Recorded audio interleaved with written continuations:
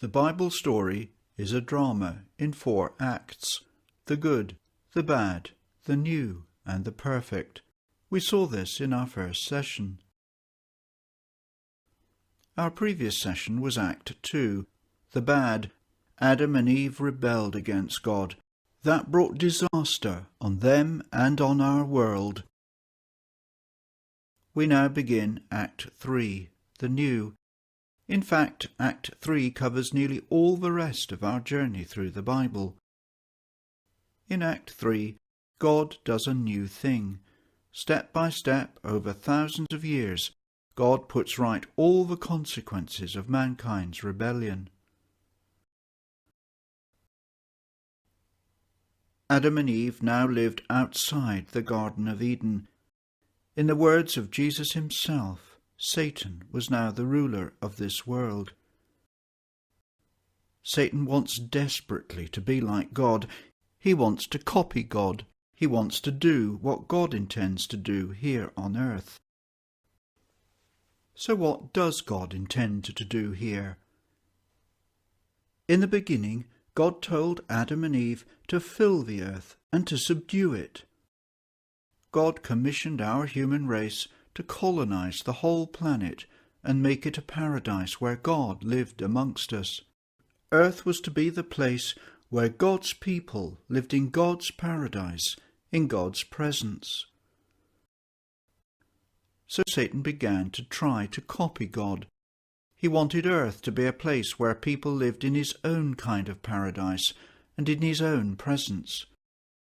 Satan dreamt of a global human civilization under his dominion and in rebellion against God. This painting by a 19th century American artist captures something of this dream. It depicts a magnificent city. This city reminds us of the city of Rome in the days of the Roman Empire. Vast crowds fill its streets and squares. A scarlet-robed king or military leader crosses a bridge in triumphant procession. It's a vivid depiction of godless civilization, the very kind of thing that Satan is aiming for here on earth. The great question is this: can sinful mankind governed by Satan really bring paradise to this world without God? God will not bring history to a close before this question is fully answered. So God is allowing Satan to try to unfold his evil plans for this planet.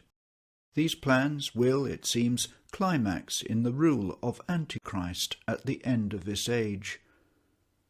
But at the same time, God is at work. Through the ages, he's outworking his amazing plan of rescue for this world. And so human history continued. Eve gave birth to 2 boys, Cain and Abel. When they were grown up, each offered God a sacrifice. Abel was a shepherd. He brought of the firstborn of his flock and of their fat portions. The firstborn were considered to be the best animals. The fat portion was considered to be the best part of the animal. Abel brought God the best that he could bring. God accepted his offering. In contrast, Cain just brought an offering of the fruit of the ground. There's no indication that his offering was the first and best of his crop. It was, it seems, nothing special. God didn't accept his offering. Cain, seen here on the left of this painting, was furious. God tried to stop him being so angry. But Cain's anger exploded. He murdered his brother Abel. God put Cain under a curse. He would now find it difficult to scratch a living from the soil. He would be a fugitive and a wanderer on the earth, rootless, without a community to belong to. In a way, it was a fate worse than death. But in his mercy, God placed a mark on Cain. He did this to protect him. Cain went away from the presence of the Lord. he settled in the land of Nod, east of Eden. He built a city. Perhaps he did this to counteract God's judgment on him, to stop being a fugitive and wanderer, to settle down and create a society of his own.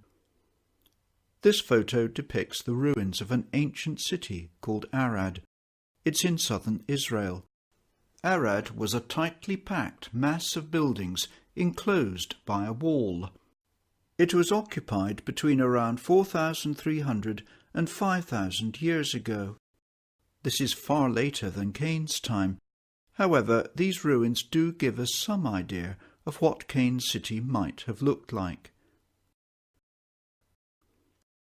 Cain's descendants mastered the skills of animal husbandry, music, and metalworking.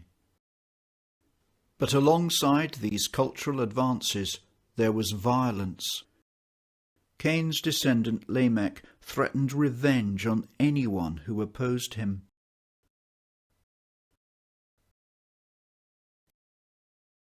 Eve had another son. She called him Seth. In the last session, we learnt that one of Eve's descendants would crush Satan and defeat him. That descendant is Jesus Christ. Eve's son Seth was an ancestor of Jesus. God was working out his plan to defeat Satan and rescue this world. One of Seth's descendants was another man called Lamech. Lamech had a son whom he called Noah. Lamech said about his son Noah, "This one shall bring us relief from our work and from the painful toil of our hands." Lamech longed for a world free from the curse, a world without painful toil. But as the human race increased in numbers, sin spiraled out of control. Wickedness flooded the earth. Genesis 6 verse 2 tells us this: "The sons of God saw that the daughters of humans were beautiful, and they married any of them they chose." This painting imagines a scene in a Middle Eastern harem. It suggests the kind of thing that was going on. Who were these sons of God? There are a number of explanations. It seems most likely that they were evil angels. If so, these angels were having sexual relations with human women. The offspring from such unnatural marriages would have been abnormal. In Genesis 6 verse 4, these offspring are called mighty men. They were great and famous warriors. It seems likely that they were giants, men of great stature. This painting suggests the kind of people they might have been. If all this is correct, and it seems the most likely explanation, then these evil angels were degrading the human race. In the last session, we learnt that God promised Eve that one of her descendants would defeat Satan. If our human race was indeed being degraded like this, then Eve's own family line would have been threatened. Her promised descendant might never be born and be the perfect human that God needed him to be to defeat Satan. Whatever was going on, it's clear that there was wickedness of a particularly horrible, loathsome and perverted kind. It would, it seems certain, have brought our human race totally and permanently under Satan's control. God would not allow this. He said, "I will wipe from the face of the earth the human race I have created, and with them the animals, the birds, and the creatures that move along the ground, for I regret that I have made them." But there was one man who pleased God. That man was Noah, the son of Lamech. Noah was a righteous man. He walked with God. God made plans to save Noah and his family.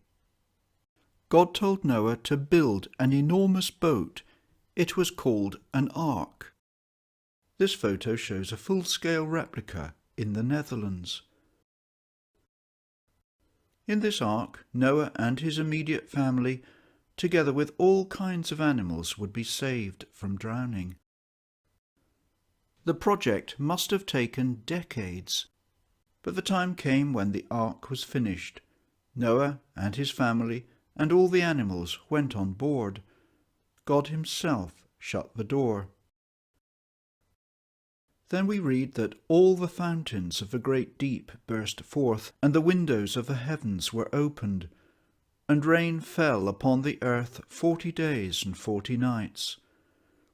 A great flood covered the land. Every person and animal, except those in the ark, perished. This painting graphically captures that scene of death and destruction. In our first session, we saw that at the very beginning this planet was covered by a vast ocean. After the flood, the land was covered by water again. Then dry land appeared, just as it did on the third creation day.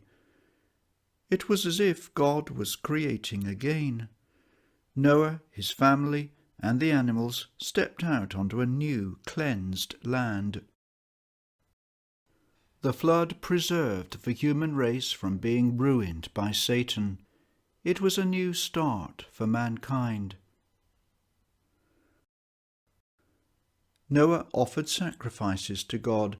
This was an act of thanksgiving and devotion to God. Then God said to Noah, "I establish my covenant with you. Never again will all life be destroyed by the waters of a flood. Never again will there be a flood to destroy the earth." The sign of that covenant was a rainbow. This is the first time that we meet this word covenant in the Bible. Covenant means binding agreement. A covenant brings two parties into binding relationship with each other. God made several covenants with people during Old Testament times. Through these covenants, God, step by step, brought humans back into relationship with himself. He did this so that people could live in his paradise, in his presence.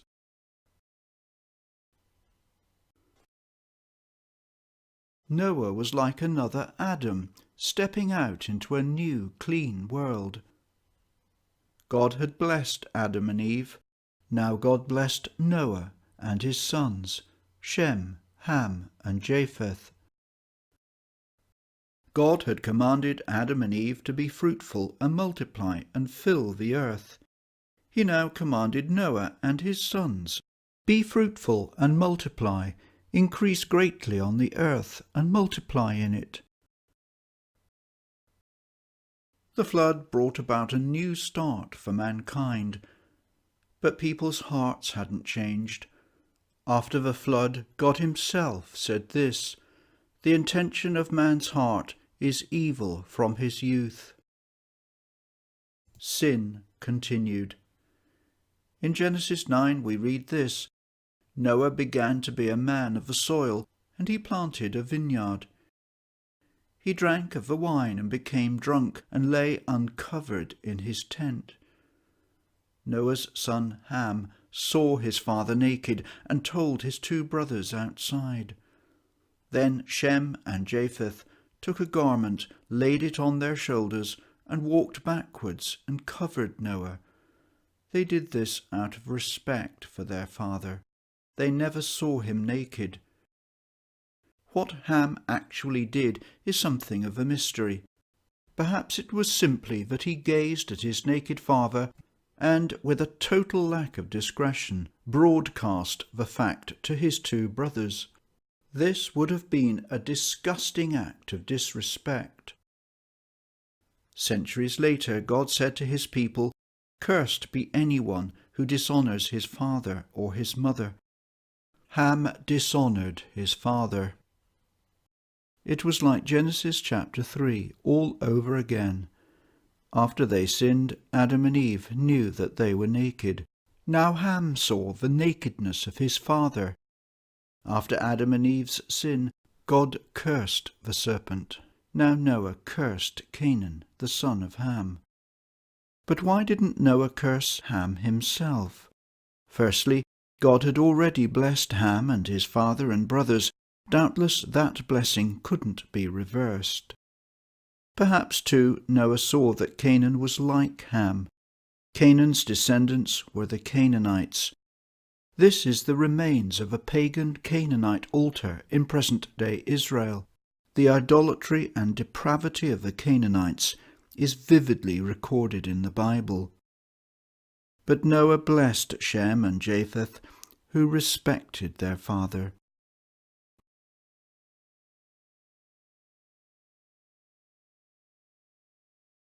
Sometime after the flood, people settled in a plain in the land of Shinar. This was in Lower Mesopotamia, in what is now roughly present-day Iraq. You can see where it was located on this map. These people said, "Come, let us build ourselves a city and a tower with its top in the heavens, and let us make a name for ourselves, lest we be dispersed over the face of the whole earth." God had commanded the human race to multiply and disperse across the whole earth and colonize it. But the people of Babel didn't want to be dispersed like that.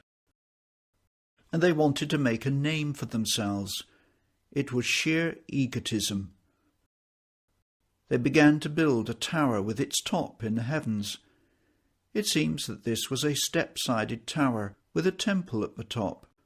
Such a tower is called a ziggurat. This is a picture of an ancient ziggurat. It's in what is now southern Iraq. It was originally built around 4,000 years ago, around the same period of history that Abraham lived in. Recently, it was partially rebuilt. Here's a drawing of a typical ziggurat. Notice the little building right at the top. That's a temple. A ziggurat was dedicated to a pagan god. People believed that if they served that god properly, it would live in this temple. In other words, a ziggurat was a way to get their god to live among them. God wanted this world to be a place where his people lived in his paradise, in his presence. Now mankind took it into their heads to try and bring this about themselves, on their own terms, and for their own selfish purposes. They wanted to build a strong and secure civilization where their God lived among them. In other words, they wanted to live in a paradise in the presence of their God.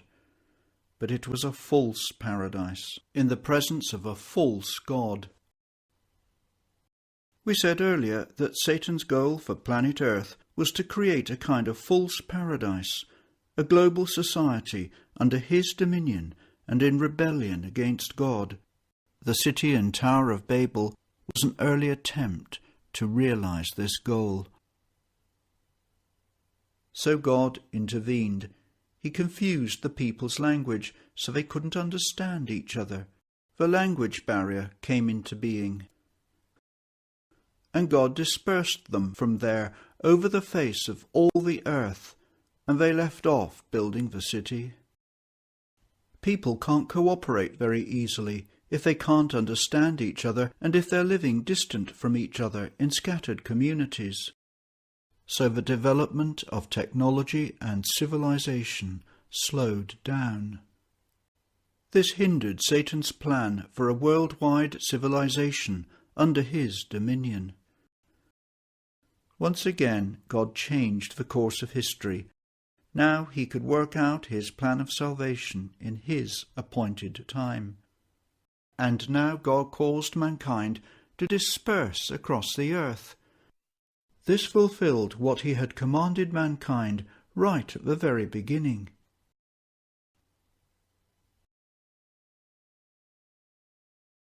At this point, the Bible introduces us to a man called Abram.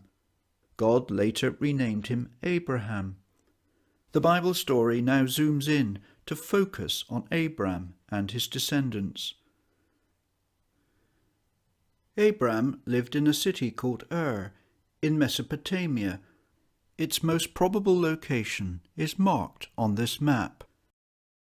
These are the ruins of an ancient city that's widely believed to be Ur, where Abram lived. God said to Abram, "Go from your country, your people, and your father's household to the land I will show you. I will make you into a great nation, and I will bless you. I will make your name great, and you will be a blessing. I will bless those who bless you, and whoever curses you I will curse. And all peoples on earth will be blessed through you." Right from the very beginning, God wanted this world to be blessed. Now, through Abram, he begins once more to bring blessing on this world. The people of Babel wanted to live in a paradise of their own making in the presence of their God. It was a false paradise in the presence of a false God. Now God was going to bring about the real thing, a true paradise in the presence of the true God, God's people living in God's presence in God's paradise. God was going to bring all this about through this man, Abram. The book of Hebrews in the New Testament tells us that Abram was looking forward to the city that has foundations, whose designer and builder is God. God showed Abram a city. This city was a complete contrast to the city that the people of Babel tried to build.